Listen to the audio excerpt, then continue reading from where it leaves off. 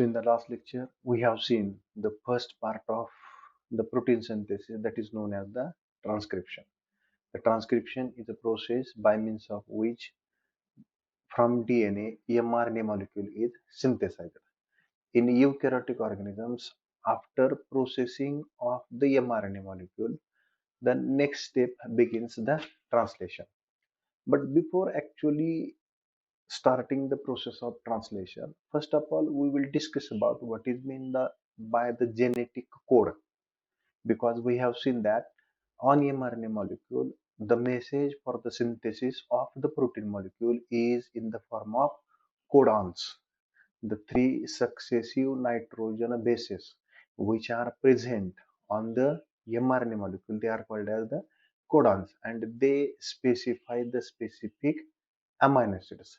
And with the help of these codons, the proteins molecules are synthesized during the process of translation. So that in this lecture, we will concentrate on this part, what is meant by the genetic code, are the different types of the properties of the genetic code, and then we will actually start the process of translation.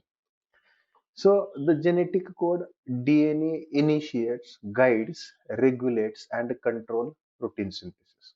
That we have seen during the first part of the protein synthesis, that DNA initiates, that begins the process of protein synthesis. It also guides the process of protein synthesis, also regulate and control the protein synthesis. So all the different types of mechanisms carried out by the process during the process of protein synthesis, that was controlled by the DNA molecule. It may be initiation, guidance, regulation, control, whatever may be. All these processes are controlled by the DNA molecule.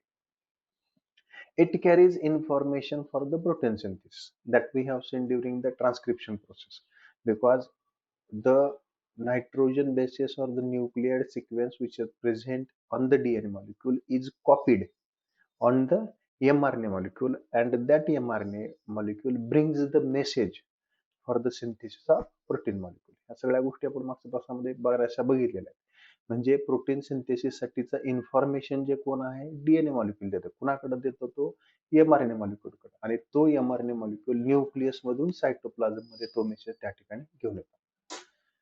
For the synthesis of protein molecules about 20 different types of amino acids are involved. Protein तयार करण्यासाठी actually genetically recognised जे codons आहेत ते फक्त किती आहेत? 20. आतापर्यंतच्या record मध्ये जेनेटिकली कोडेड जे काय अमायनो एसिड्स आहेत ते फक्त साधारणतः 20 आहेत.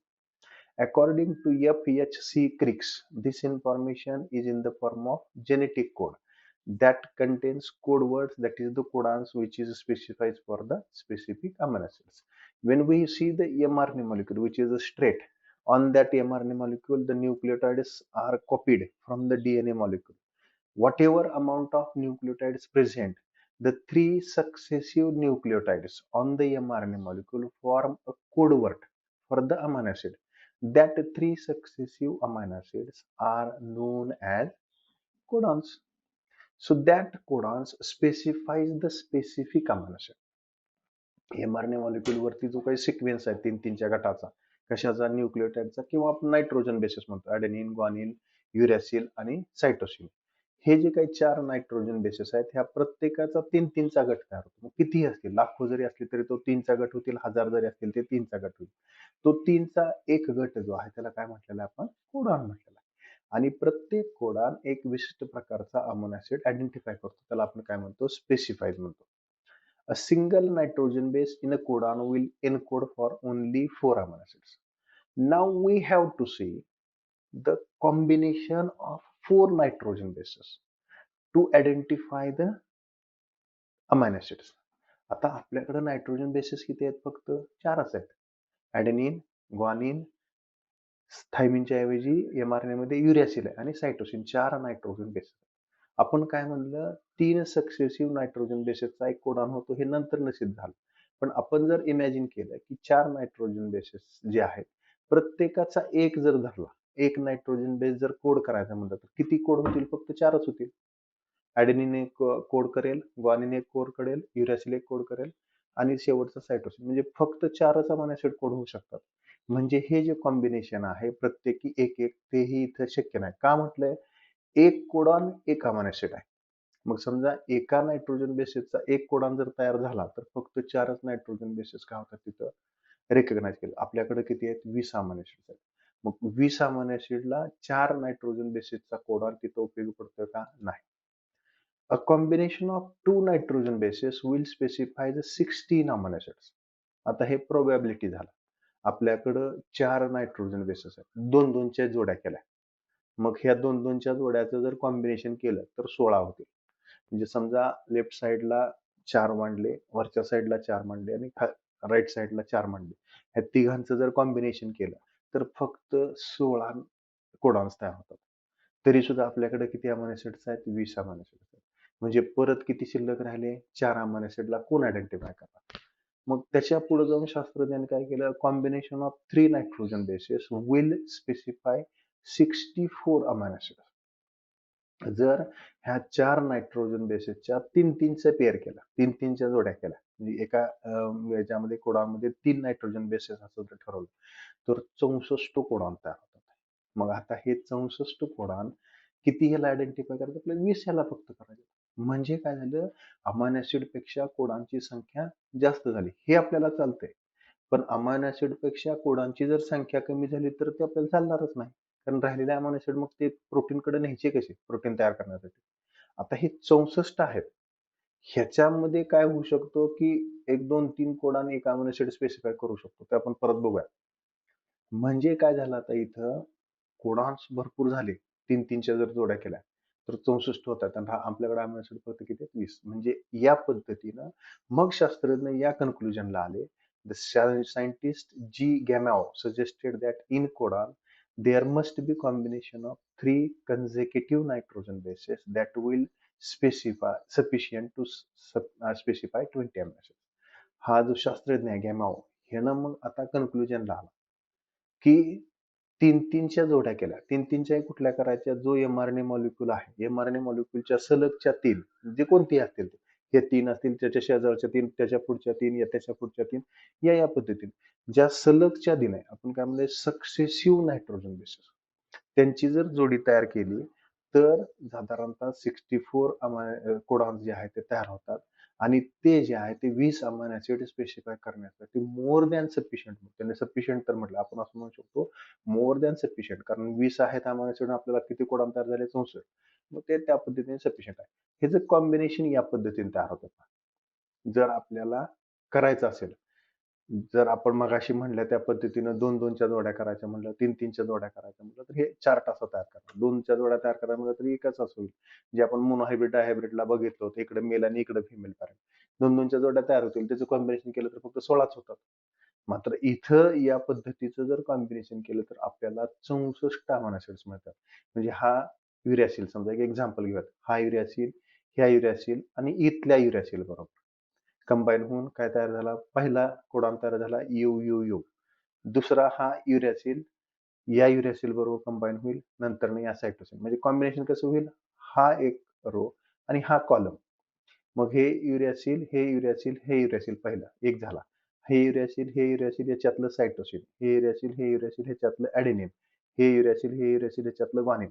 याचे म्हणजे 4 झाले. या पद्धतीने जर केलं तर साधारणतः 64 कॉम्बिनेशन तयार होतात. आता हे सगळं आपण काही ते एक्सप्लेन करत बसण्याची आवश्यकता नाही. मग आता हे 64 कोडॉन्स इथं तयार झाले. पुस्तकामध्ये हा चार्ट आहे आपला, त्याचा जसा तसा चार्ट तिथं आहे. हे 64 कोडॉन तयार झाले आणि आपल्याकडे अमिनो ॲसिड्स किती आहेत? 20 आहेत. म्हणजे जवळ-जवळ तिप्पटीपेक्षा जास्त आहेत. 20 आणि 20 40 आणि 20 60 तरी 4 शिल्लक राहिले कोडॉन. मग इथं आता काय होतं, की बऱ्याच वेळा अमायनो ॲसिड जे आहे, एक अमायनो ॲसिड एकापेक्षा जास्त कोडॉन आहे. आता इथं ही सुरुवात बघा, आपण जे 4 तयार केले. यूसी हे कशाला? फिनाइल ॲनालाईन नावाचा जो अमायनो ॲसिड त्याला कंबाईन करतो. यूयूए, यूयूजी कशाला आयडेंटिफाय करतो? ल्युसीन नावाचा अमायनो ॲसिड. हे इथं जी नावं आहेत ही अमायनो ॲसिडची नावं आहेत. या पद्धतीने 20 अमायनो ॲसिडची नावं आहेत. आणि हे जे आहेत ते हे कोडॉन आहेत. म्हणजे या पद्धतीचं कॉम्बिनेशन आपल्याला तयार होऊ शकतं. आता characteristics of the genetic code. हे जे जेनेटिक कोड आहे, ह्या जेनेटिक कोडची काही वैशिष्ट्य आहेत, जे आपण कोडान म्हणतो ना, ह्या कोडांची काही वैशिष्ट्य आहेत. अगोदर आपण ती वैशिष्ट्य बघूयात. त्यानंतर ना परत पुढे आपण ट्रान्सलेशनकडे जाऊ.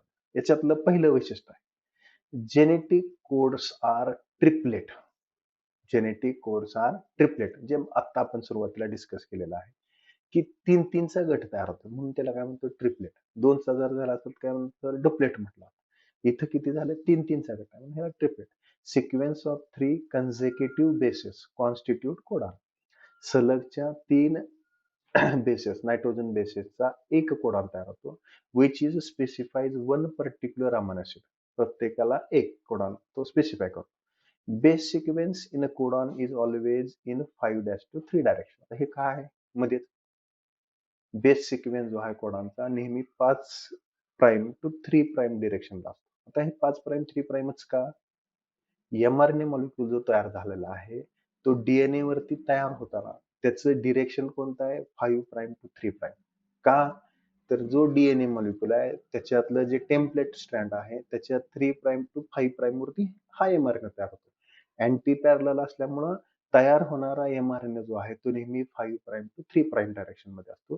त्याच्यामुळे तो जो सिक्वेन्स आहे तो सिक्वेन्स नेहमी कसा असतो, 5' to 3' direction. Genetic code has distinct polarity, जे आता इथं म्हटलेलं आपण, it always read in 5' to 3' direction and not in 3' to 5' direction.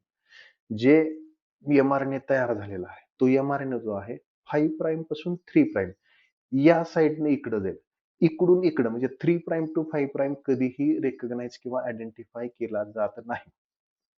ते कशासाठी अजून पुढे गेले ते तुमच्या लक्षात येईल. फक्त इथे लक्षात ठेवा त्याचं रीडिंग जे आहे ते 5' to 3'. They are non overlapping. Genetic codes are non overlapping. Each single base pair is a part of only one codon. Adjacent codons do not overlap.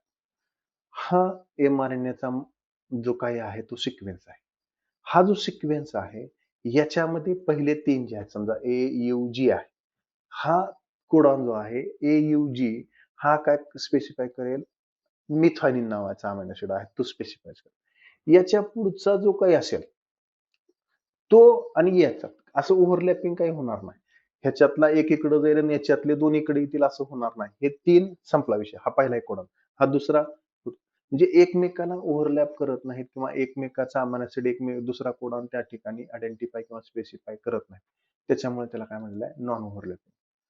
The codons or codes is commaless. There is no gap, no punctuation mark between the successive codons. जे mRNA चा sequence आहे तो mRNA चा sequence जो आहे तो सरळ आहे. AUG CAUG जे काय असेल तो सिक्वेन्स सलग आहे. मग तिथं असं काय ठरवलं नाही, 3 नायट्रोजन बेसेस झाले की मध्ये थोडासा गॅप द्यायचा, परत 3, परत दुसरा गॅप द्यायचा, परत 3, असं नाही. सलग आहेत. जो डिस्टन्स पहिल्या 2 मध्ये असेल तोच डिस्टन्स दुसऱ्या आणि तिसऱ्यामध्ये असेल, तो डिस्टन्स तिसऱ्या आणि चौथ्यामध्ये असेल. म्हणजे समजा पहिला, दुसरा, तिसरा आहे, याच्यामध्ये एक सारखा डिस्टन्स आणि मध्ये एक मोठा डिस्टन्स आहे, परत दुसरा, असं काही सुद्धा नाही त्यात. All the nitrogen bases are arranged at a specific length. आपल्याला माहिती आहे किती आहे लेंथ त्याची. The distance between 2 successive nucleotides or nitrogen bases is 3.4 angstrom unit. बरोबर आहे का, आठवतंय का? डीएनएच्या वेळेस आपण सांगितलं होतं स्ट्रक्चर ऑफ डीएनए बघताना. त्याच्यामध्ये काहीच फरक नाही. प्रत्येक नायट्रोजन बेस मधलं अंतर हे फक्त असणार आहे 3.4 अँगस्ट्रॉम युनिट. त्याच्यामध्ये बदलच होणार नाही. सगळे एका साईजला, एका शेपला, एका पोझिशनला अरेंज केले असतील. मग हे अरेंज होताना आपण म्हटलं की 3-3चे कोडॉन आहेत. मग आता 3-3चे कोडॉन, 3 कोडॉन झाल्यावर गॅप असणं किंवा त्याला पंक्च्युएशन, ज्याला आपण कॉमा म्हणतो, सेमिकोलॉन म्हणतो, असलं काही सुद्धा नाही तिथं. तरी सुद्धा ते बरोबर 3-3च्याच ह्याच्यामध्ये तो आयडेंटिफाय करतो, म्हणून त्याला काय म्हणतात, it is commaless. Genetic code has a degeneracy. आता डिजेनरेसी म्हणजे काय? Some amino acids are encoded by more than one codons. आता हे मगाच्या याच्यामध्ये आला. कोडॉन्स किती तयार झालेत? 64 codons are form. Amino acids किती आहेत? 20 अमायनो ऍसिड्स आर द्या. मग आता 64 कोडॉन आणि 20 अमायनो ऍसिड्स आहेत म्हणल्यानंतर ना, अमायनो ऍसिड पेक्षा कोडॉनची संख्या किती? तिप्पट झाली, 20 त्रिक 60. अजून 4 शिल्लक राहिले. मग आता एवढे कोडांचं करायचं काय? मग प्रोटीन सिंथेसिसची प्रक्रिया फास्ट व्हावी किंवा या पद्धतीनं बऱ्याच वेळा एकच अमाइनो ॲसिड एकापेक्षा जास्त कोडॉननी आयडेंटिफाय केला जातो किंवा स्पेसिफाय केला जातो. त्याला म्हटलं तर degeneracy of code. Remember the meaning of degeneracy. When a single amino acid is specified by more than one codon, then that is called as a degeneracy. ज्या वेळेस एक अमायनो ऍसिड एकापेक्षा जास्त कोडॉननी जर स्पेसिफाय केला तर त्याला काय म्हटलं जातं? डिजेनरेशन. कारण आपल्याकडे कोडॉन शिल्लक आहेत, अमायनो ऍसिड्स कमी आहेत. For example, the glycine amino acid has four codons: G, G, G, G, G, A, G, G, G, G, G, C, G, G, U. आता इथे एक लक्षात घ्या, जे मगाशी आपण तो फ्लो चार्ट बघितला होता. इकडे एका, इकडे एका, इथे 4 आहेत. मग हे कॉमन सारखं होते. समजा हे ग्वानिन पेअर्स विथ ग्वानिन हे कंटिन्यू राहिलं. इकडचं फक्त बदलत जात आहे. म्हणजे इथं ऍडेनिन असेल, ग्वानिन असेल, युरॅसिल असेल, सायटोसिन असेल. त्या पद्धतीनं ग्वानिन, ऍडेनिन, सायटोसिन, युरॅसिल इथे आहे. हे जे चारीच्या चारी amino acids, sorry, nitrogen bases किंवा कोडॉन्स आहेत, हे एकच अमायनो ऍसिड स्पेसिफाय करतात, ग्लायसिन. अशी जर पद्धत असेल तर त्याला काय म्हणणार आपण? डिजनरेशन. दुसरं एक्झाम्पल घेऊ. Isoleucine is another amino acid which is identified or specified by 3 codons: AUU, AUC, AUA. 3 वेगवेगळ्या कोडांनी तो केला. तिसरा आहे सिस्टीन. हा सिस्टीन जो आहे 2 कोडांनी स्पेसिफाय केला जातो: UGU, UGC. म्हणजे या पद्धतीने असून भरपूर आहेत असे. तर काय काय फक्त एकानेच केला जातो, त्याचा काही विषय नाही. म्हणजे एक किंवा एकापेक्षा जास्त, इथं जर समजा एकापेक्षा जास्तनी एक अमायनो ऍसिड आयडेंटिफाय केला तर त्याला आपण काय म्हणणार? Degeneration. Next characteristic, it is universal. Genetic codes are universal. That is, all the different types of codons which are formed on the mRNA, they identify the same amino acid throughout the all living organisms. It may be prokaryotic unicellular organisms or it may be highly evolved multicellular human being.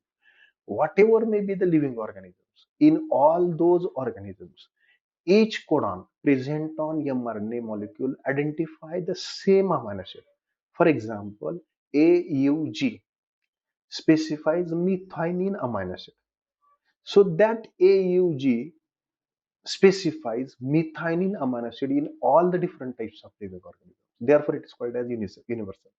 आपण example घेतले, AUG हा जो codon आहे, हा codon मिथायनिन identify करतो. बरोबर आहे. हा मिथायनिन आयडेंटिफाय करण्याचं जे काही त्याचं वैशिष्ट्य आहे त्या AUG कोडॉनचं, जगामध्ये कुठलाही सजीव घेतला तर त्या सजीवामध्ये मिथायनिन हा अमायनो ऍसिड AUG कोडॉननीच तो आयडेंटिफाय केला. म्हणून याला काय म्हटलेलं आहे? Universal. Genetic codes are non ambitious.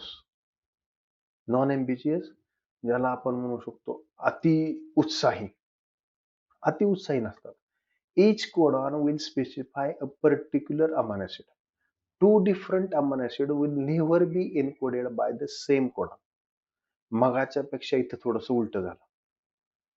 Degeneration मध्ये काय म्हणलं आपण? एक अमायनो ऍसिड एकापेक्षा जास्त कोडांनी आयडेंटिफाय केला तर आपण त्याला काय म्हणतो? डिजनरेशन. परंतु इथं आता नॉन एम्बिजियस कशाला म्हटले? 2 वेगवेगळे अमायनो ऍसिड्स आहेत. समजा ग्लायसिन आणि मिथानिन अमायनो ऍसिड आहे. हे 2 अमायनो ऍसिड एकाच कोडॉननी म्हणजे AUG या कोडॉननी कधीही स्पेसिफाय केले जाणार नाही. मिथानिन साठी वेगळं असेल, ग्लायसिन साठी मगाशी जे 4 सांगितलेत, GGG, GGU, GGA आणि GGC, ते 4च ग्लायसिन साठी असतील. ते इथं येणार नाहीत किंवा हा AUG ग्लायसिन कडे जाणार नाही किंवा ते 4 जे आहेत ते मिथानिन आयडेंटिफाय करणार नाही. म्हणजे असं उगाचच होतं तिथं शिल्लक आहे, आपण रिकामा आहे म्हणून घ्या, उचला, टाका असं नाही त्याच्यात. बरोबर आहे. इथं कसं आहे, ज्याला ठरवून दिलंय त्यानं तोच अमायनो ऍसिड आणणार. दुसऱ्याच्या ताटात बघायचं नाही, आपल्या ताटातलं फक्त बघायचं. तसं त्यांचं काम आहे. आपल्यासारखं उत्साही नाही ते. ठीक आहे. ते are non ambiguous. Initiation and termination codon. In codons, when the protein synthesis is there, for the protein synthesis, the first step is the beginning of protein synthesis and the last step is the termination of protein synthesis. बरोबर आहे. जर समजा protein सिंथेसिसच्या प्रक्रियेचा विचार केला आपण, कुठंतरी सुरुवात होणार आहे, कुठंतरी शेवट होणार आहे. मग ही सुरुवात कुठं करायची आणि शेवट कुठं करायचा, त्याच्यासाठी सुद्धा कोडॉन ठरलेले आहेत. सुरुवात करण्यासाठी एक कोडॉन आहे, शेवट करण्यासाठी एक कोडॉन आहे. म्हणजे बरोबर त्याच कोडॉननी सुरुवात होईल, त्याच कोडॉननी शेवट होईल. मग हे जे आहेत, जे सुरुवात करणार आहे त्याला म्हणलं जातं initiation codon or start codon. आणि जो थांबवणार आहे, शेवट करणार आहे, त्याला म्हटलं जातं स्टॉप कोडॉन, टर्मिनेशन कोडॉन. अजून एक शब्द आहे नॉनसेन्स कोडॉन. आता आपण बघूया त्याला का म्हटलं. AUG is initiation or start codon. AUG हा जो कोडॉन आहे याला स्टार्ट कोडॉन म्हटलं जातं किंवा इनिशिएशन कोडॉन म्हटलं जातं. का? तर प्रत्येक प्रोटीन सिंथेसिसची सुरुवात किंवा mRNA मॉलिक्युलचा 5 प्राईम एंड जो आहे त्याच्यातले पहिले 3 नायट्रोजन बेसेस नेहमी AUG हेच असतात. का तेच असतात? तर प्रत्येक प्रोटीन सिंथेसिसची सुरुवात जी आहे ती तिथूनच होते. मिथायनिन अमायनो ऍसिड पासून सुरुवात होते. म्हणून मिथायनिनसाठी कुठला कोडॉन आहे? AUG. तो कोडॉन जिथं असेल तिथून त्याची सुरुवात होते. म्हणजे 5 प्राईम एंडला हाच कोडॉन असतो, ज्याला इनिशिएशन म्हणतात. आणि मग आता दुसरा शेवटचा स्टॉप कोडॉन. स्टॉप कोडॉन जे आहेत ते 3 प्राईम एंडला असतील. बरोबर आहे. आता स्टॉप कोडॉन जे आहेत ते एक नाही, 3 वेगवेगळे आहेत. त्या 3 पैकी कोणताही एक तिथं असला की ते स्टॉप करतं. UAA, UAG आणि UGA या तिन्हीपैकी कोणता तरी एक कोडॉन 3 प्राईम एंडला असतो. म्हणजे ह्या 3 पैकी UAA, UAG आणि UGA या ठिकाणी 3 प्राईमला असल्यानंतर ना तिथपर्यंत प्रोटीन सिंथेसिसची प्रक्रिया जाईल. पण तिथून पुढे जाणारच नाही. कारण इथं काय होतं, प्रोटीन सिंथेसिसची प्रक्रिया थांबते. म्हणून यांना काय म्हणलंय? स्टॉप कोडॉन किंवा टर्मिनेशन कोडॉन. आता मी एक शब्द वापरला होता, याला नॉनसेन्स कोडॉन सुद्धा म्हटलं. नॉनसेन्स कशामुळे? सेन्स नाही त्यांच्याकडे. आपण नॉनसेन्स शब्द वापरतो तसं इथेही नॉनसेन्स आहे. नॉनसेन्स मध्ये सेन्स नाही. सेन्स नाही in the sense they does not specify any amino acids. तो जर चार्ट जर तुम्ही बघितला तर त्याच्यामध्ये हे 3 नाव आहेत. त्याच्यापुढे कोडॉनचं अमायनो ऍसिडचं नावच नाही. का? तर हे तिघ जण अमायनो ऍसिड स्पेसिफाय करत नाहीत. त्यांच्यावरती याच्यासाठीचा सेन्सच नाही कुठलाच. हे 3 शिल्लक राहिलेले आहेत. सगळे 20 अमायनो ऍसिड्स वाटून घेऊन हे तिघ शिल्लक राहिले. मग ह्यांच्याकडे काय शिल्लकच नाही, म्हणून ह्यांना नॉनसेन्स कोडॉन म्हटलं. They does not sense, they does not specify any kind of amino acid. So these are the initiation codon and this is the stop codon. The genetic code are again universal. हेच समजा इथे repeat झालं. In all organisms the specific codon specifies the same amino acid. जे आपण इथे म्हटलंय तोच समजा कॅरेक्टर इथे रिपीट झाला. The genetic code possesses codon and anticodon. आता जेनेटिक कोड जे आहे याच्यामध्ये कोडॉन्स आणि अँटीकोडॉन्स आहेत. कोडॉन आपण म्हटलं की mRNA वर. अँटीकोडॉन आपण अँटीबायोटिक म्हणतो. म्हणजे सजीवाच्या विरोधात जे काही जंतू आहेत त्यांना मारण्यासाठीचा जो आहे तो अँटीबायोटिक्स. इथे अँटीकोडॉन काय? कोडॉन कशावरती आहेत? mRNA मॉलिक्युलवरती आहेत. आता ह्या mRNA मॉलिक्युलवरती जो सक्सेसिव्ह 3 नायट्रोजन बेसेस आहे त्याला आपण कोडॉन म्हटलं. त्या कोडॉनला आयडेंटिफाय करण्यासाठी कोण आहे? तो tRNA मॉलिक्युल आहे. आपण पुढे बघणार आहोत. हा tRNA मॉलिक्युल काय करतो? अमायनो ऍसिड घेऊन येतो. मग अमायनो ऍसिड घेऊन येणारा जो काही tRNA मॉलिक्युल आहे त्याच्यावरती हे जे 3 नायट्रोजन बेसेस आहेत त्याच्या उलटे तिथे असले पाहिजेत, अँटी असायला पाहिजेत. समजा हा इनिशिएशन कोडॉन आहे AUG, इथून सुरुवात झाली, एडेनिन, युरॅसिल आणि ग्वानिन. आता इथं पेअर होणारा जो दुसरा असेल या पद्धतीने जे तयार होणार आहे, हा जो वरून येणारा tRNA आहे त्याला बेस पेअरिंग कसं असणार आहे? कॉम्प्लिमेंटरी. एडेनिन पेअर्स विथ युरॅसिल, म्हणजे इथं काय असेल? यू. आपण काय नुसता युरॅ 2 नंबरचा युरॅसिल, इथं एडेनिन असेल आणि इथं सायटोसिन आहे, इथं ग्वानिन असेल. म्हणजे याच्या कॉम्प्लिमेंटरी AUG कोडॉनसाठी अँटीकोडॉन कसला असेल? UAC. कारण कॉम्प्लिमेंटरी बेस पेअरिंग आहे. कॉम्प्लिमेंटरी बेस पेअरिंग असताना जे नायट्रोजन बेसिस सिक्वेन्स mRNA वरती असतील त्याच्या अपोजिटचा नायट्रोजन बेसिस सिक्वेन्स कशावरती असेल? tRNA वरती असेल. मग हे जे mRNA वरचे आहेत त्याला कोडॉन म्हटलं जातं आणि जे tRNA वरती असेल त्याला अँटीकोडॉन म्हटलं जातं. Codon is a part of mRNA. AUG is a codon. It always specifies, represents at a 5 prime AUG 3 prime. सुरुवात 5 prime पासून होते 3 prime ला शेवट होते त्या पद्धतीने या anticodon is a part of tRNA जे आता आपण डिस्क्राइब केलं tRNA. It always represents as a 3 prime UAC 5 prime. एक लक्षात घ्या, कुठलाही न्यूक्लियोटाइड किंवा कुठलाही न्यूक्लिक ऍसिड असू द्या, डीएनए मॉलिक्युलच्या पद्धतीनं सगळं पुढे चालतंय. डीएनए मॉलिक्युल्स कसे आहेत, अँटी पॅरलल आहेत. एमआरएनए कशावरती तयार होतोय, डीएनए तयार होतो.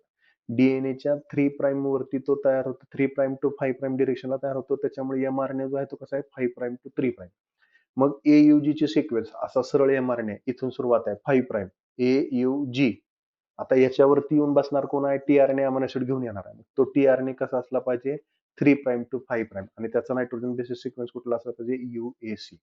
So that is called as the codon and anticodon. Codons are present on mRNA molecule, anticodons are present on tRNA molecule. So these are the different types of the characteristic features of the codons. In the next lecture, we will see what is meant by this tRNA, why it is called as the tRNA, and what are the characteristic features of the tRNA. And then we will migrate towards the actual process of translation.